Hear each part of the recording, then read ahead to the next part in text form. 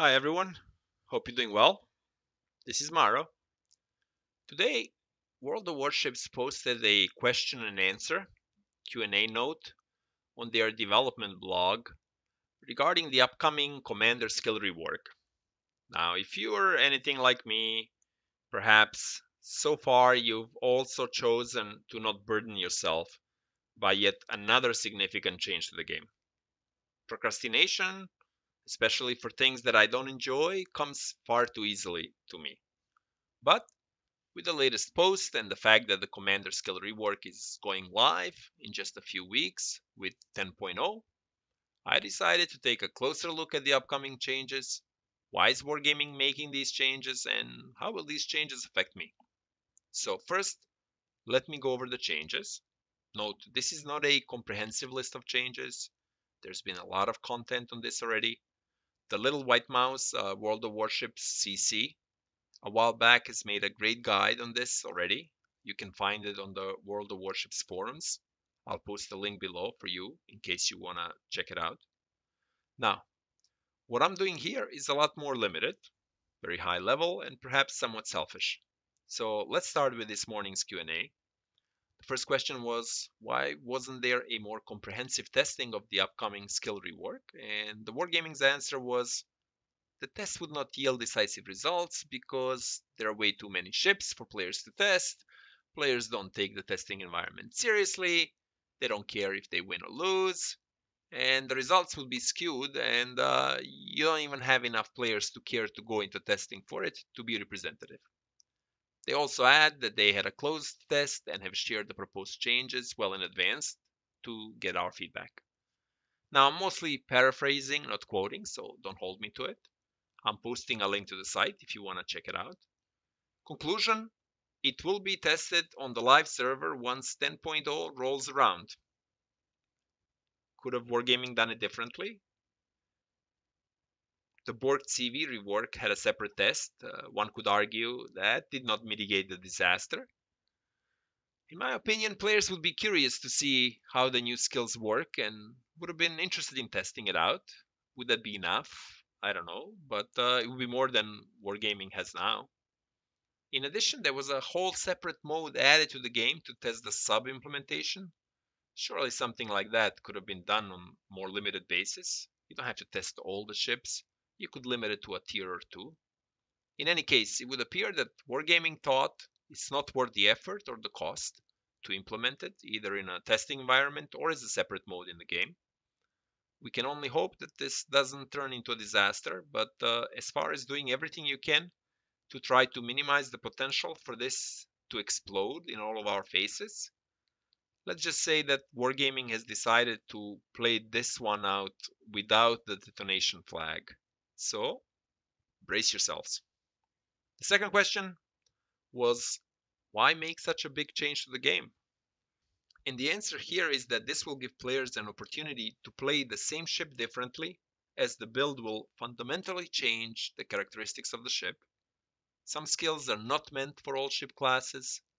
Lastly, the old interface wasn't as comfortable. They've also implemented a recommendation system and ability to dismiss captains for elite XP. Let's take this one by one. Opportunity to play the same ship differently. Why does that sound familiar? Yep, that was said when the unique upgrades were rolled out. We don't want one option to be better than the other. We want players to have a choice. And truthfully, there may be a very few that are actually a potentially viable choice, but most are not. In fact, most are so bad that you don't even want to bother to get them. Will that be the case here as well? Will we, the players, very quickly figure out how to optimize the builds in such a way where most of them end up largely the same? I'd guess yes. But with that said, having more commander skills to choose from may provide enough variety that in some cases this may be a viable choice. As a result, I'll give Wargaming benefit of the doubt on this one. And while I can understand that you may want to compromise one ability to get another, will this fundamentally change the nature of the ship? Will an HE spamming cruiser become a battle cruiser? Will a destroyer hunter become HE kiting cruiser? Will a sniper battleship become a brawler? I guess not. So you may want to prioritize one strength over another, but changing the playstyle altogether is a much harder act to pull off. The ships do what they're designed to do, and to make them do something else when they're less efficient in that role is to misplay them.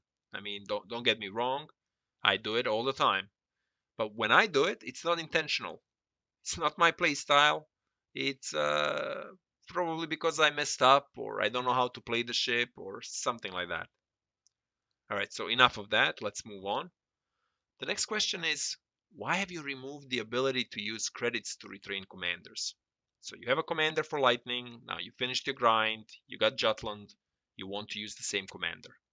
You would reassign the commander, pay 200,000 credits, have the number of commander XP that you need, and voila, the commander is ready to go. Now here Wargaming is saying, don't pay us 200,000 credits to retrain. The cost of commander XP is already halved. All right, that sounds good. Is 200,000 credits a lot? No.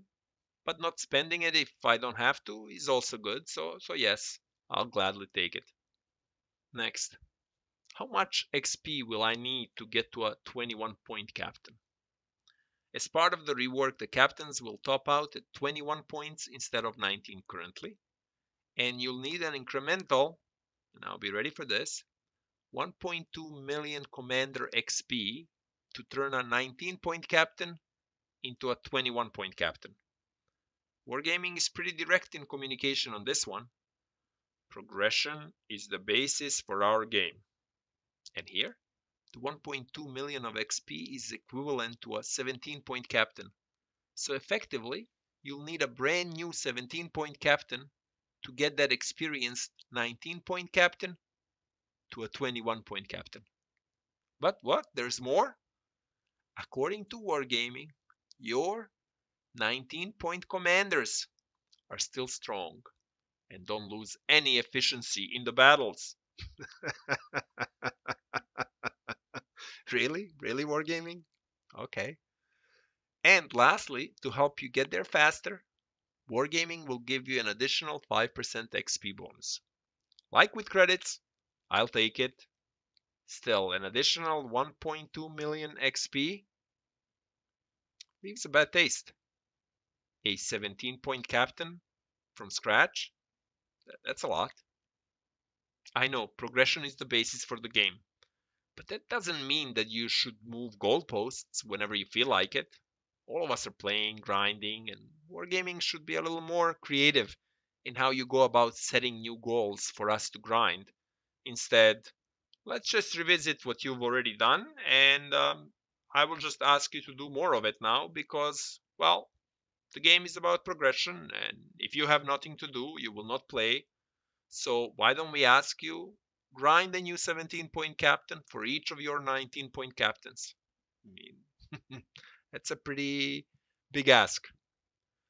I mean, I feel we have a verbal contract where you, the wargaming, says if you do this, you can have this. Now to turn around and change it to something like, you know, to change it to something else, it doesn't really feel right. Next question. Atlanta, Flint, Smolensk, and Colbert need additional firing range, but the skill, advanced firing training, which gives a 20% range boost to guns under 139 millimeters, will not be available for this class. So what is Wargaming doing about it? Well, Atlanta is getting a range boost built in. So yeah, good for Atlanta. Colbert may get deceleration boost. So that sounds like something that the Henry IV had, the tier 10 French cruiser, which sounds interesting. But Smolensk and Flint are left in the cold. Because you may rest assured, Wargaming will be checking the spreadsheet, and if you start to have less fun because HE is not raining, they'll look into changes for these two ships as well. Now, this is a tricky issue. As far as premiums are concerned, post Julio Cesare rework, a sort of detente, and here I'm butchering the French word for, I guess, some sort of a truce, has developed between World of Warships and the players. We will keep buying premium ships as long as you don't change them post-release, unless it's part of a class-wide change or fundamental change in the game. Now, this will definitely fall in the latter category, but yet it still leaves a bad taste. By not allowing the players to use their pre-existing builds, you are effectively nerfing those ships. And has the game sufficiently changed where these ships no longer need additional range? I'm not sure about that.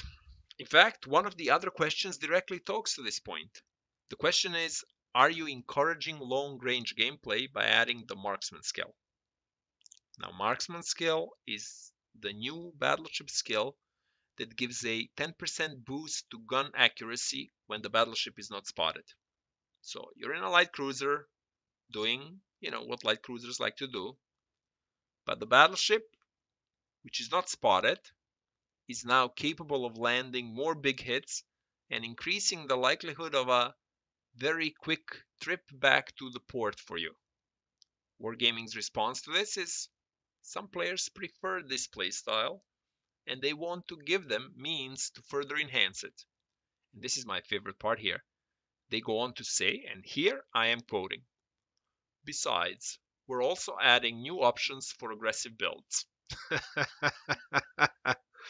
All right, I guess in Wargaming's mind, there is something for everyone here. All right, next. The question is, survivability skills won't be available for cruisers, and thus you're lowering the survivability of battle cruisers. The answer? That's by design. Big cruisers get guns and armor. They have to burn to pay for that. And that's a pretty big change. We'll see how it pans out. I guess Alaska is leaving just in time. If you're thinking of getting her once you get the resource coupon, I'd suggest you wait until the new commander rework is here. Honestly, too many things are not clear to end up spending so many resources for something that may be effectively nerfed as a class and nerfed to an extent where they're just not as fun to play anymore. There's also a question on weaker secondary builds because of lower accuracy. And this is because the new manual secondary armament accuracy bonus is resulting in a 35% reduction in dispersion instead of 60% now in higher tier ships. And Wargaming answer is now you can target 2 instead of 1 enemy. You'll need to spend fewer captain skill points for a full secondary build. And the ships are getting longer range secondaries up to 12.5k in case of German and French ships. As far as I can see, the American brawlers don't get that. So Bon Voyage, Georgia, and Massachusetts. Here again, if you're thinking of getting these ships before they leave the armory and want to play them as full secondary ships, then do keep in mind that it appears they'll be in worse shape after the rework.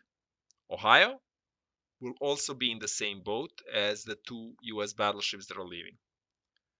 So this has been a long discussion so far, but we're almost done, at least with this part. So the last skill related question is if secondary build battle cruisers will still be possible. And the answer on that is no, or at least not for now. You'll get a chance to reset the skills for free during 10.0. You'll also be able to demount upgrades for free. And lastly, commander retraining for other ships will cost 50 doubloons. There'll be a mix of game missions and 500 in free doubloons, which will add up to a maximum of 1,100 doubloons, or enough for 22 commander retrainings. Another additional important point that was not in this note, but it's worth mentioning, is that while each captain can have different build for each class, so one for destroyers, battleships, cruisers, aircraft carriers, the commander can only be assigned to one ship. If you reassign this captain to a different ship, you'll have to retrain the captain.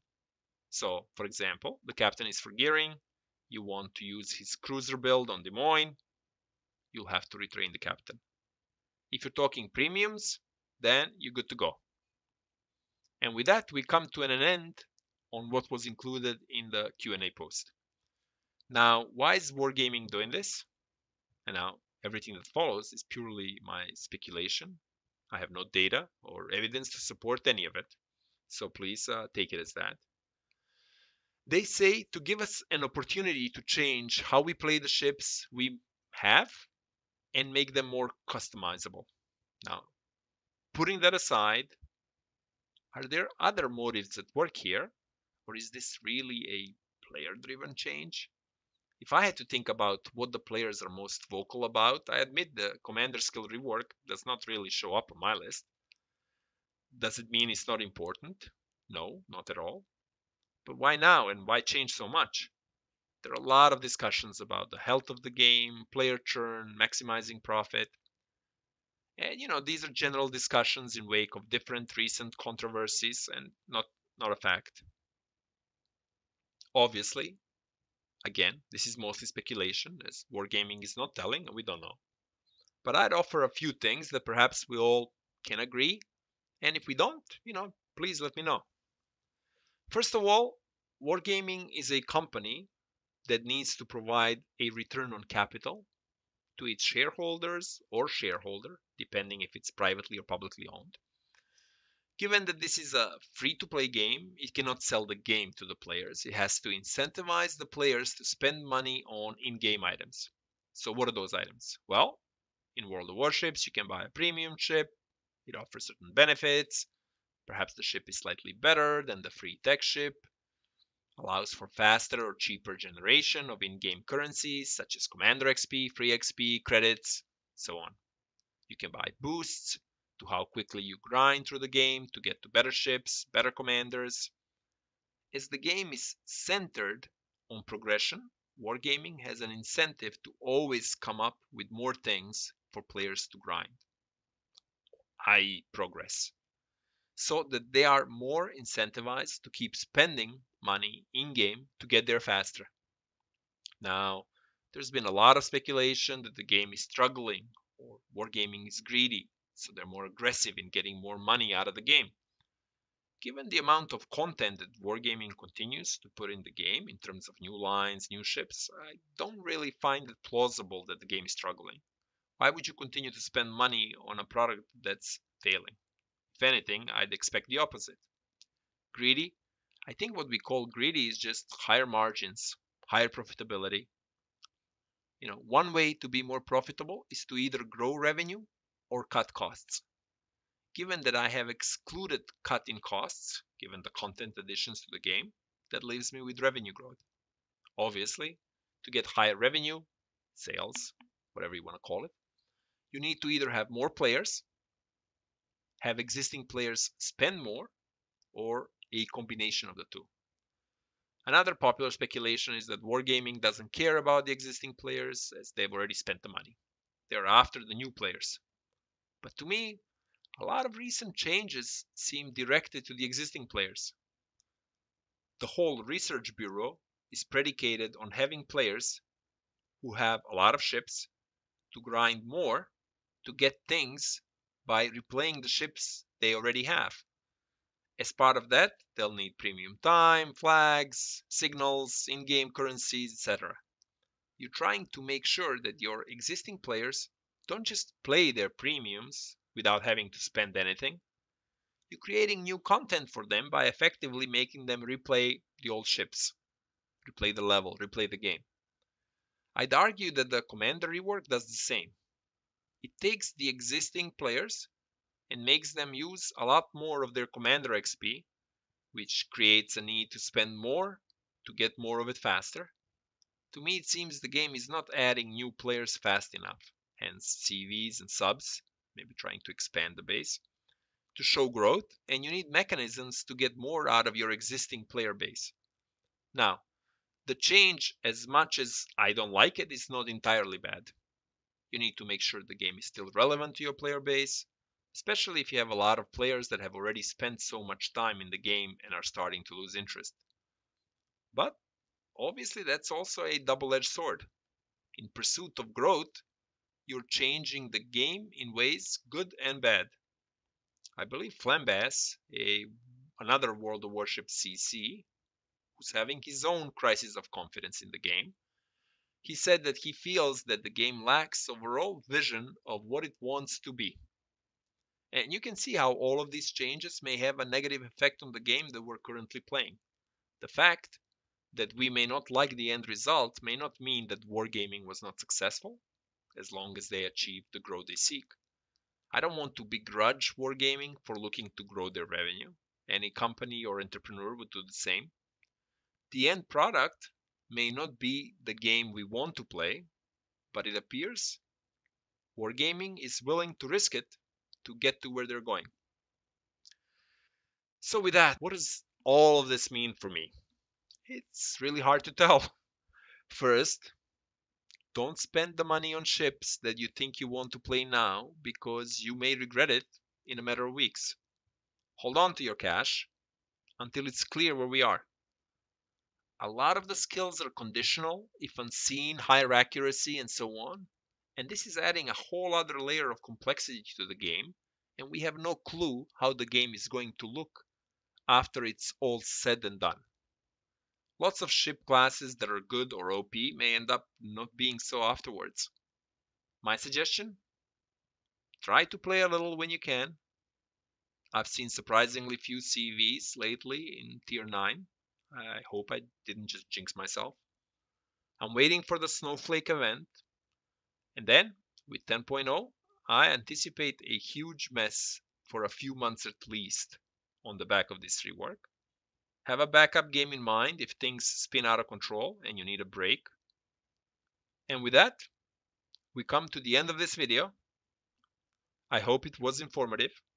Please let me know if you agree or disagree. I wish you best of luck on the high seas.